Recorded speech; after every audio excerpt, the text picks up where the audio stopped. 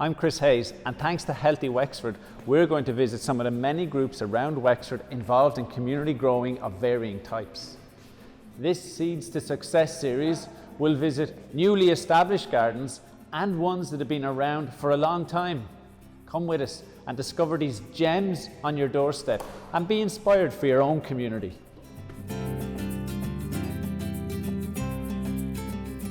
We'll be very busy today. We're visiting one project that runs a total of 4 gardens. 3 of the gardens, Adamstown, Clonroche and Newbawn, are only a year old, while Raheen has been running for a long time. We're in the very capable hands of the irrepressible Carmen Sanchez. We are in Adamstown, and this is our first garden from our garden projects. So this garden has been created by the children, and I want to show you what they have done.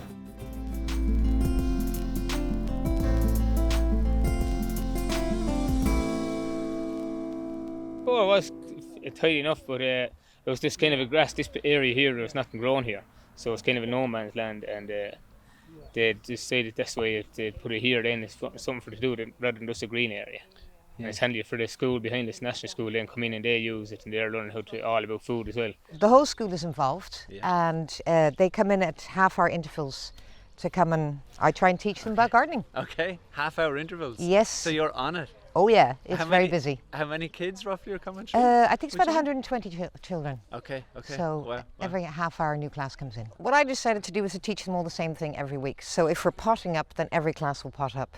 Because there are a lot of basics everybody needs to know is how to pot up a plant. Doesn't matter if you're junior infant or 6th class or, I don't know, college student. There's still a method to do it and doing it. So that's why I do the same thing. It's just important to get everyone involved, especially now when sustainability is so important. Like obviously we've seen the temperature rise, you know, everything has just gone crazy at the moment. So it's really important to let kids know how important sustainability is. Get more back to nature and stuff like that. And especially with lockdown, I think, it was gone a bit crazy with what food you're putting into your kids and stuff like that. So this is an opportunity, and you kind of have to kind of make it work. We were off on holidays, staycation, and was just home one day and was like, okay, everything seems to be ripe here. So we got peas, got onions, got the carrots, and I've actually started to grow my own potatoes, so I had them as well. And I just bought some meat up in the local shop and from the area, and I was like, oh, this is really good, and it felt really good. I mean, we're not growing this just for the art of growing. You have to eat the food. Food waste is a no-no. From Adamstown, it's a quick spin up the road to Raheen, a garden that was established a long time ago. So we are now in Raheen, right? Okay. This garden was funded in 2013 by the Irish Heart Foundation. So it's a more mature garden than the ones we saw before. Okay, great. So let's see what we have here. Lovely. Well, the Raheen project started here with the National Lottery. Actually, that's where it all started, and we started up a little creche and a few other little things started to develop from there, and then the community gardens and all started with DTB and all these other funding agencies. Yeah. It's been amazing to find a group of people that you can still be active with and still have a time to get around and enjoy a cup of coffee out somewhere or something like that, you know. So, and we do that, yeah. What's actually crucial in all of these gardens is that they actually develop friendships, and when they're working, they chat, and you open up and you say things you never think of saying, you know, and it actually really helps. I really enjoy coming here on a Friday. It's the highlight of the week, really. I look forward to it. Right. You know, it gives you a good feeling when you see what you have grown, and to me that's wonderful.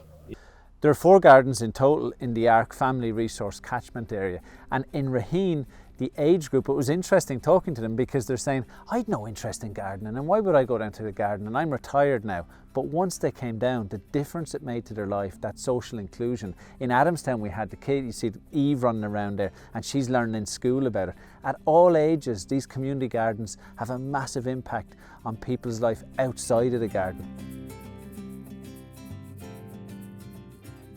2 gardens down, and when we get to Clonroche, I ask Carmen why these gardens have been spread throughout a relatively small geographical area. Absolutely fundamental for the project, because what we detected is that when you are living in rural Ireland, and you saw how isolated our catchment areas are, there's no transport, the access to a variety of food is very limited. So we wanted to introduce people to new vegetables. You saw this morning we were speaking about Swiss chard. Yes, take Swiss chard. This is very nice. You can cook it. So it's new vegetables that people haven't tried yet, and we encourage for them to pick them and to eat them. And we will as well introduce an educational element in the autumn where we show them how to cook it and how to preserve it. So. It's incredible how mature the gardens in Clonroche and Adamstown are after only one season. The garden in Clonroche is on the site of a well-used sports field in the village that was established with a leader grant a number of years ago, so it already has a high level of community use. We got the contractors in and they put what's here, which is a fantastic facility for a village. It should be in every village. It's for walking, and especially at this point in time where people are locked up and they could get out, get exercise, meet people, and you're out in the open air. Can you tell us what you're doing? Mostly we're picking the weeds out, and the lads are picking off the bigger peas. What's your name? Peter Murphy. Peter, how are you? Fine. Yeah. What are you doing here, Peter? Low. Right, you were weeding, were you? Yeah. Kevin, you grow yourself at home, you're telling me? Yeah. What do you grow at home? Beans and potatoes and lettuce and peas. The whole thing about gardening is you got to get the start right. If the soil isn't right, then nothing's going to happen. Yeah. Like we'll have to put it to bed, the garden, and feed it and all that kind of stuff. Okay. So once the harvest is in, then that'll be our next job. These beans we're growing here, these black guys, they're drying beans. So that'll be winter food, as it were.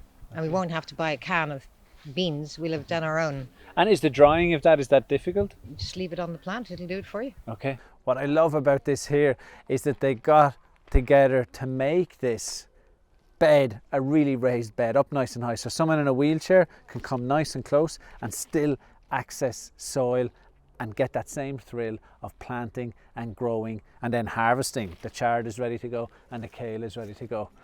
Yeah, that's a great idea. And the kitchen here in Clonroche Community Garden means we can get Carmen to share some of her recipes. This is a traditional way of preserving the cucumbers. Boiling water here, spoon of salt. Garlic is fundamental. Radish that we grew here in the garden, dill. And we have the secret ingredient here, which is a blackberry leaf.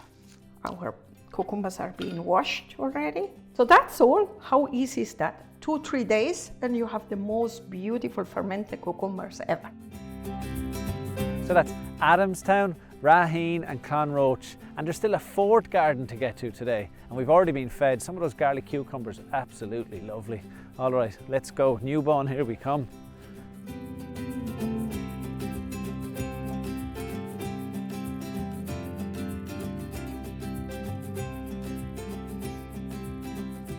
This lovely garden here is in Newbawn, and it's a different kind of community garden in that it's more within an established housing estate community. I hope for the garden that there become more people. We are struggling a little bit here with numbers, with participant numbers, but we have a plan in place, and our plan is to engage with the schools, bring the children in.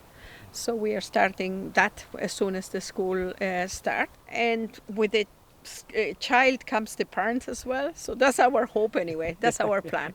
With a project like this, setting up 3 gardens in such a short amount of time, it's great to have a tutor, and that's Annabelle.